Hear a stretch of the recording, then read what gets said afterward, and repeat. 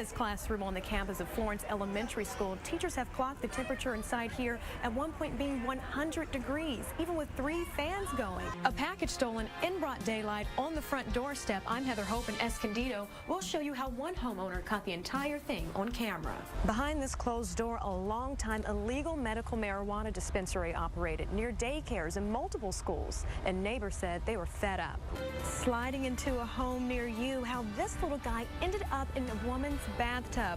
I'm Heather Hope at County Animal Services. We'll have the story coming up next. It's a day that many thought they'd never see, a cruise ship sailing from U.S. waters all the way to Cuba. It hasn't happened since 1978, and that was until today. It's only day one. The surf competition continues tomorrow from 8 to 5, wrapping up on Sunday at 3:15, crowning this year's Supergirl Surf Champion. From the Oceanside Beach Pier, I'll send it back to you. Dogs who were once abused and abandoned. Coming up, we give an update on the Korean dogs who have been adopted. Meanwhile, those Haitian refugees have been waiting by the gate for several days, hoping to get into the U.S. at an already highly congested border. High winds and a lot of snow. I'm Heather Hope at Mount Laguna, and look at how business is doing at the Laguna Mountain Lodge. That story coming up next. I'm Heather Hope at La Jolla Shores, and I just ordered all this food at the beach. Coming up, we'll show you the app that made it all possible.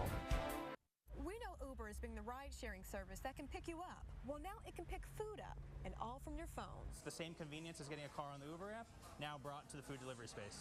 The Uber app is moving beyond moving people from A to B. It can also pick up food from your favorite restaurants and bring it right to you. From downtown to UTC, beaches to 805, and when you set your delivery address, you'll see restaurants within a few miles in all directions.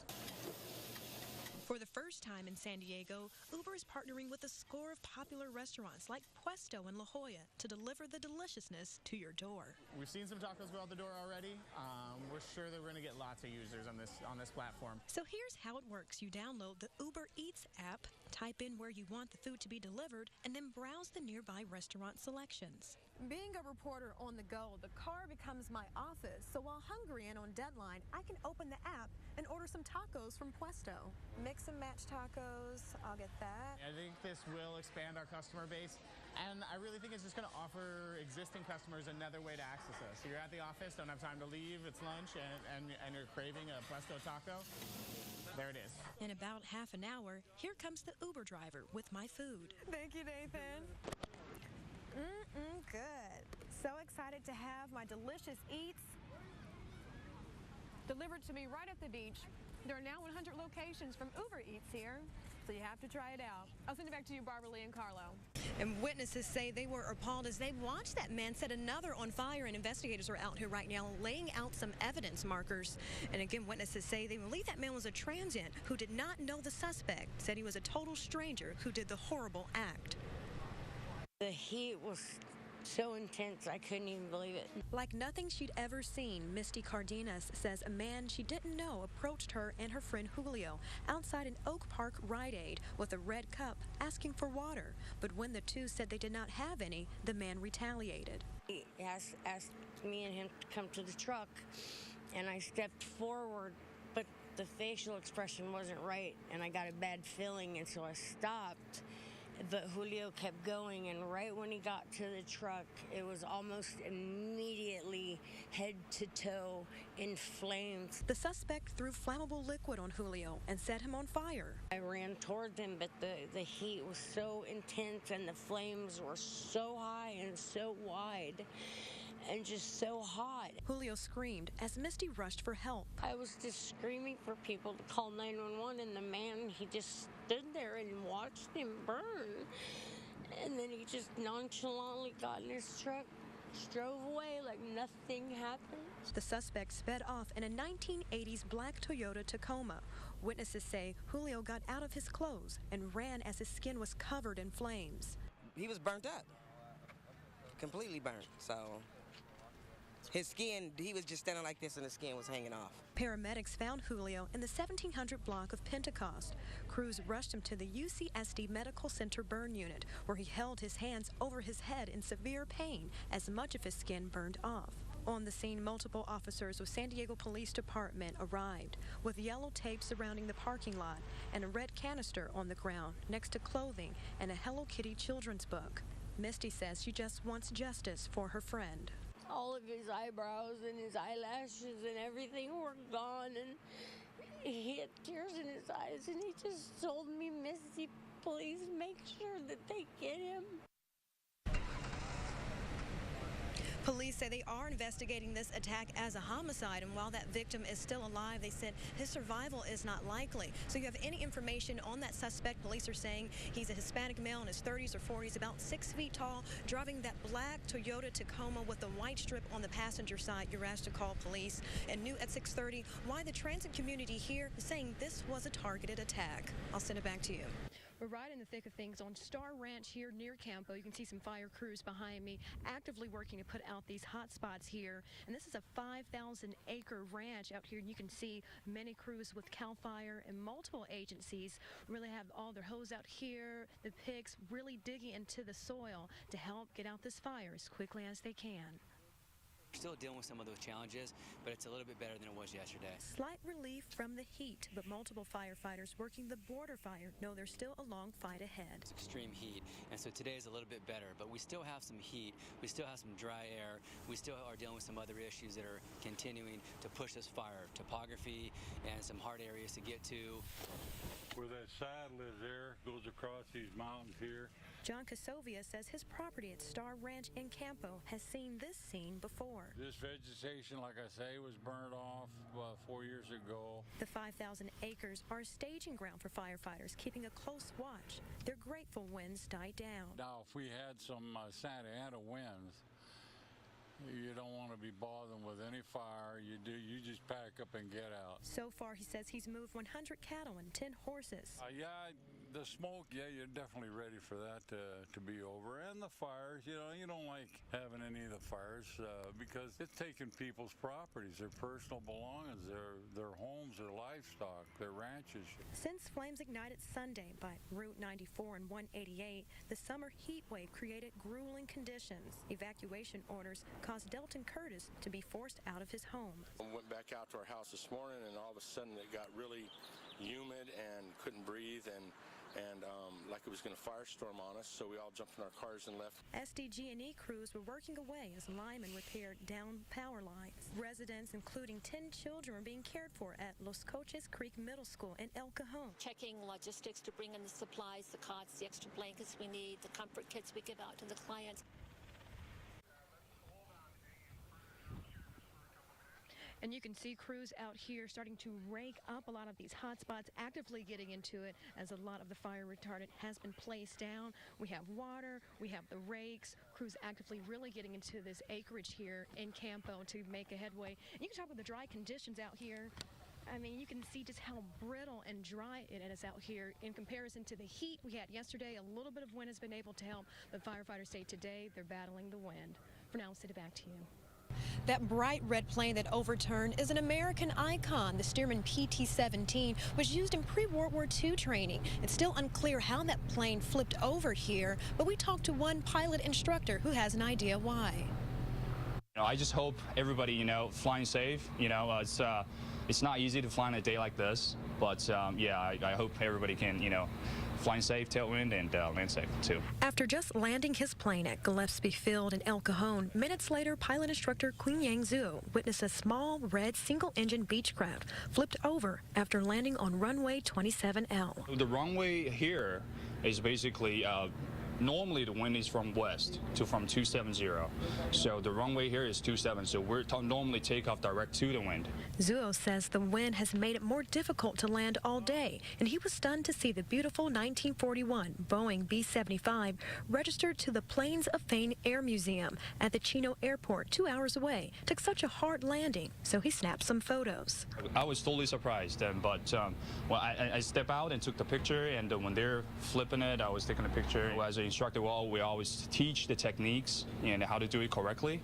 and also to tell our students, when there's a strong wind, especially for the small airplane like our 172s, Pipers, and try not to fly above that maximum crosswind component. Heartland Fire and Rescue were called to respond as it was unclear how and why the pilot lost control of the plane.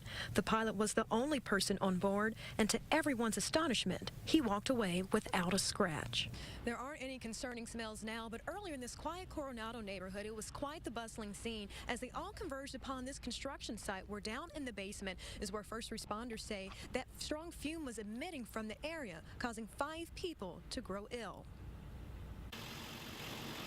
A smell so strong that it sends 5 people to the hospital, including the officer responding. They literally went down to their knees and down to the ground. Coronado police say a powerful sealant caused construction workers to grow faint just after 10 a.m. at a site at the corner of 9th and G in Coronado. We just saw 2 guys out laying on the sidewalk. I guess the workers had pulled them out and they were fainted. At least 20 workers were at the Pinnacle Peak Custom Homes project trying to seal a basement when one by one worker fell ill at the construction site. Our officer was the first one on scene, saw one person down out in the sidewalk. As he was tending to him, he had a second person and then a third person go down. Immediately we called for additional resources. A tub of Polyguard California sealant coating solution remained on the sidewalk as crews assessed for any other potential hazards. With the substance contained in the basement, officials say residents shouldn't be affected. Longtime homeowner Melvin Tanaka was surprised to hear of the hazard and believes there's a lesson to be learned about working among powerful fumes. I think more and more they're going to be having basements because the land's so expensive, and perhaps this will help future projects. That mom was in tears today, recalling the lewd messages the teacher sent her son. The inappropriate relationship began in July 2015 and even included a pregnancy scare from the teacher. I'm so ashamed of what I've done, and I'm so sorry. 38-year-old former Crawford High School teacher Tony Sutton apologized for a 6-month sexual relationship with her 15-year-old male student. We desecrated the sanctity of the classroom. We had sex in the classroom. You had sex in the parking lot. You had sex in your house. The victim's mother, Loretta, discovered the inappropriate affair on her son's Facebook Messenger. She was supposed to teach my son Spanish, but she changed his whole way of thinking. The boy told investigators he and his teacher had nearly 30 sexual encounters, though Sutton approximated about 10. I said I didn't keep track. I wasn't being an adult. Loretta sought the highest punishment for her son's former teacher and volleyball coach. If I had my way, she would never be able to be around another child in her life. In the end, Judge Daniel Link sentenced Sutton 2 years prison with no probation. He missed 105 days of school that year, a lot of which was due to your conduct. The teen's mom says her son will never be the same. She encourages all parents to monitor their child's social media. View your child's Facebook more often than you think, because that's where I found out, and listen to your children. The teen is currently in therapy, has moved to a new school and will be a senior next year, while the teacher will have to register as a sex offender for the rest of her life. She has a 13-year-old daughter and was a teacher for 11 years with a master's degree. I'll send it back to you, Alicia. So we've been seeing people drop by flowers, posters, cards, and all kinds of notes in appreciation to officers by the sign to serve and protect, a mounting memorial for those officers' lives. When I see this memorial, it's really sad and just kind of tragic even though there's officers that really want to provide good service. Moved by the memorial for fallen officer Jonathan de Guzman and wounded officer Wade Irwin, these 2 Chula Vista teenagers want to follow in the crime-fighting footsteps. And though we see this frequently, it doesn't stop new people like us wanting to be police officers in the future. This purple police poster stood out to them. I think that one right there, the protecting our lives with incredible care and excellence, that's like one of my favorite ones because it shows that, our police officers are protecting the lives for us. Police arrested 52-year-old Jesse Gomez for shooting the 2 officers last Thursday during a stop in Southcrest. Gomez's criminal past dates back to 1983 with felony convictions for auto theft and drunk driving, then prison time in '92 for felon in possession of a firearm, convicted in 2002 under the influence of methamphetamine. I've already talked to her when I talked to her. At Gomez's ex-wife's house in Bay Park, she said she did not want to talk. At the growing memorial, these local officers gave a final salute. We're all hurting in the law enforcement profession. It's heartbreaking because it hits close to home. For John de Guzman will be on Thursday at 11 a.m. in Bonito with a public memorial service on Friday, and that will be held in El Cajon. Gomez could be arraigned as early as tomorrow by his bedside because he's still recovering in the hospital. I'll send it back to you, Barbara Lee. This adorable German Shepherd doesn't have a name yet, but the team that rescued her is thinking Palma, Palomar, or even Rapunzel, based on how she was rescued. Running around, wagging her furry tail, this puppy is on the move. Stretching her little limbs days after she found herself down deep in a ravine. I think the puppy was just exploring, just out being a puppy, and because the edge was so unsteady, just tumbled. Saturday morning, an Avocado Grove worker heard the puppy's cry in Palma Valley. Calling County of San Diego Animal Services, the rescue team discovered the 10-week-old pup at the bottom of a rugged ravine after falling more than 100 feet into the center of a very dense bush. I had to move the bush a little bit, part the bush to drag her out. She didn't come out free will. The green rope's a little bit tighter. Animal Control Officer DJ Gove, with 30 years of rescue experience under her belt, quickly rappelled all the way down the crumbling cliffside to get the dog. It was only her first week working out of the county's Carlsbad office, her first assignment to save this pup on a hot summer day. A puppy this size, there's a lot of things that could have been to her demise. Any kind of bird of prey could have taken her off.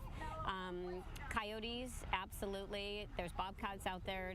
Rescued with only scratches on her eyes and both legs. You just want to hug them and kiss them and know that they're okay. All better with her belly rubbed. You like the belly rubs, huh? Here's a dog that won't be tied down. She's pretty cute. She does not like to be confined. This little girl just has a scratch above her eye that's healing amazingly. She walked away with just cuts from her rescue. She'll be available for adoption starting on Friday. Send it back to you. That's a cute puppy.